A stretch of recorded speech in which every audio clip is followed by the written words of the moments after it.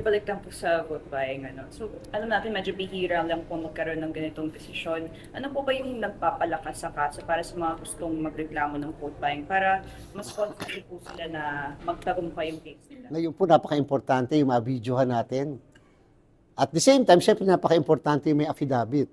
Yung wag matatakot, isumbong lang sa COMELEC, isumbong sa committee. Ang committee na po kasi naghahanap ngayon ng kanilang ebidensya para po i-prosecute. At kung napansin nyo, ang committee na rin ang nagpa-file ng case. Dati-rate hinihintay na ang isang registered voter ang mag-file ng kaso laban sa kandidato. Ngayon po, ang committee ng kontrabigay ni Commissioner Maceda ang nag-i-initiate ng petition to disqualify the candidate.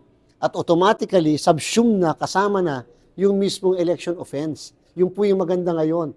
Bigyan nyo lang kami ng guide, turo nyo lang po sa amin, papahanap namin yung ebidensya, papahanap namin yung pwede mag-testify, at kami na po ang bahala. You call that empowering the people. You call that participatory democracy. Kailangan po namin ng giya, kailangan po namin ng gabay. Kasi po kung wala naman po kami pagbabasihan, papaano po naman kami makakakuha ng ebidensya?